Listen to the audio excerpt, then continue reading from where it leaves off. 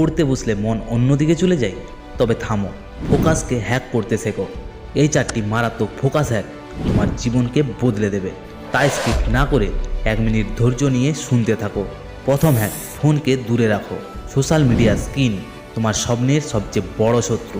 মনে রাখবে, তুমি স্ক্রিনকে কন্ট্রোল করো, স্ক্রিন তোমাকে নয়। দ্বিতীয় হ্যাক, পোমোডোরোর টেকনিক। 25 মিনিট ফুল কনসেন্ট্রেশন, তারপর 5 মিনিট রিল্যাক্স। ফোকাসের ছোট ছোট ধাপ বড় রেজাল্ট আনে, তাই ছোট স্টেপগুলি বেশি গুরুত্ব দাও।